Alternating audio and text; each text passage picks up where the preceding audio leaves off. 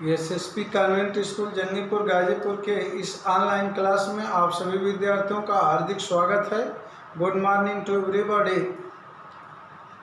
Class 10th में हम लोग पिछले वीडियो में प्रेजेंट परफेक्ट टेंस और पास्ट इंडेफिनिट टेंस दोनों का हिंदी से अंग्रेजी में अनुवाद करना पड़े थे। अब हम लोग जो है एक्टिव पैसिव बनाना जो है पढ़ेंगे। देखिए, कुछ ग्रामर में ये कहा गया है कि एक्टिव से पैसिव केवल 8 टेंस का बनता है, 4 का नहीं। लेकिन कुछ ग्रामर में ये कहा गया है कि आप ये नहीं कर सकते कि जो है इन चारों टेंस का एक्टिव से पैसिव नहीं बनता है। बस यह है कि इसका प्रयोग अनकॉमन है, मतलब न के बराबर है, लेकिन ज़रूरत पड़ने पर आप इनका भी एक्टिव से पैसिव बनाएंगे। तो ध्यान देंगे, जो प्रेजेंट परफेक्ट कंटीन्यूअस टेंस है, ज़रूरत पड़ने पर आप इसका भी एक्टिव से पैसिव बनाएंगे। देखिए, इसमें सामान्यतः उन वाक्यों का एक्टिव से पैसिव बनता है जिसमें ऑब्जेक्ट दिया।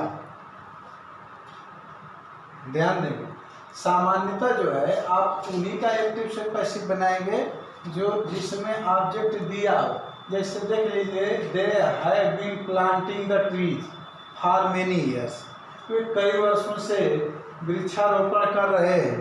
तो अब यहाँ जो ट्रीज है वह क्या है? ऑब्जेक्ट है, और दे क्या है? सब्जेक्ट है। तो अब ऑब्जेक्ट को सब्जेक्ट और सब्जेक्ट को ऑब्जेक्ट बना लेंगे। और आपको ये बताया गया, आप प्रेजेंट कंटिन्यूअस टेंस पढ़े हैं जिसमें भी वर्ब प्लस ING है, उसमें क्या हो जाता है? बीइंग हो जाता है, BEING। तो उसी आधार पर जो है यह बनेगा। तो अब जैसे आप हर टेंस का बनाते आए उसी तरह इसका भी बना लेंगे। इसमें बाई और ऑब्जेक्ट लिखने की ज़रूरत नहीं है, और सब लिख देंगे। जैसे देखिए, एग्जाम्पल के माध्यम से समझ लीजिए। अब क्या है? द ट्री हो जाएगा the trees have been being।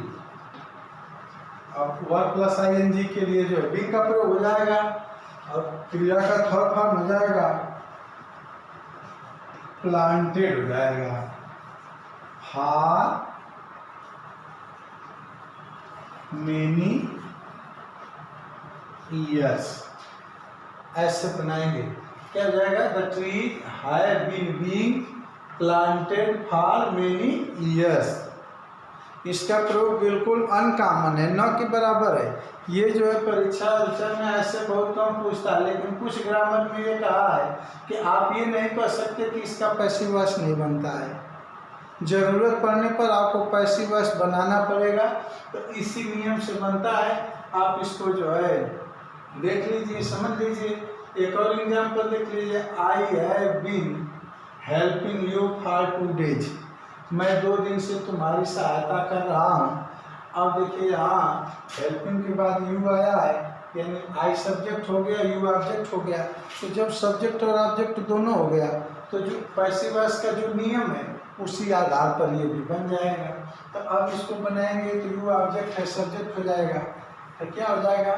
You have been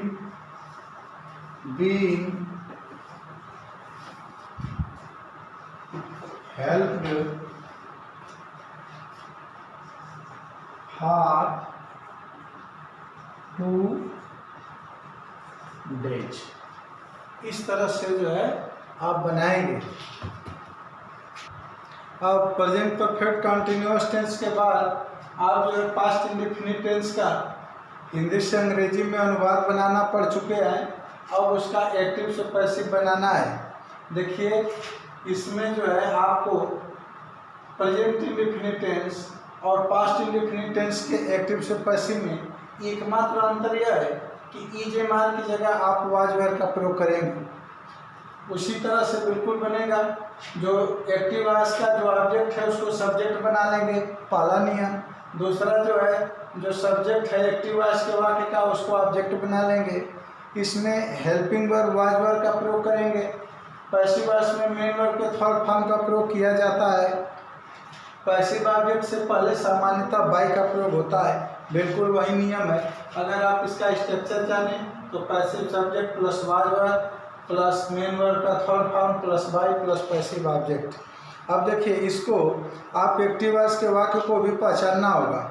आपको एक जब अनुवाद बनाने के लिए बताया जा रहा था तो उसमें उसका स्ट्रक्चर लिखा जा रहा था, all subject plus main verb का सेकेंड फॉर्म प्लस ऑब्जेक्ट। तो ये एक तरह से अंग्रेजी वाक्य की पहचान है कि जब सब्जेक्ट के बाद जो है मेन वर्ब का सेकेंड फॉर्म आएगा तो वह पास्ट इंडेफिनिट टेंस होगा, और उसका एक्टिव से पैसिव बनाएंगे तो वही जो है ऑब्जेक्ट का सब्जेक्ट रूप जिसको पैसिव वॉइस करते हैं, फिर वाज वर्ब का प्रयोग करेंगे, मेन वर्ब के थर्ड फॉर्म का, फिर बाई और पैसिव ऑब्जेक्ट का प्रयोग करेंगे।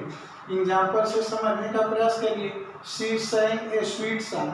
अब देखिए सेकेंड फॉर्म आया है, पास्ट इंडेफिनिट टेंस से, पैसिव वॉइस बनाएंगे तो क्या हो जाएगा, ए स्वीट सॉन्ग वाज संग हो जाएगा, या SUNG बाई हार, इस तरह से बनेगा। दूसरा है the servant open the door. अब क्या हो जाएगा इसका, द डोर ऑब्जेक्ट है, सब्जेक्ट हो जाएगा passive subject, the door was open by the servant.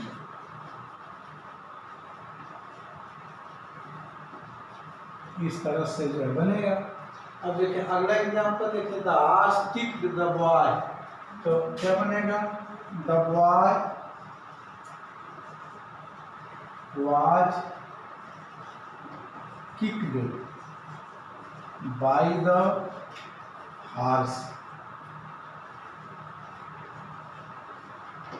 किस तरह से जो है बनाएंगे। अब इसी आधार पर कि आपको होमवर्क दिया जा रहा है, आप इस नियम के आधार पर बना लीजिएगा। The mother cooked the food, she sold her books, the teacher taught me, the tiger killed the wolf, he gave me a cycle. आप इसको जो नियम बताया गया उसी आधार पर जो है बना लेंगे। Thank you very much.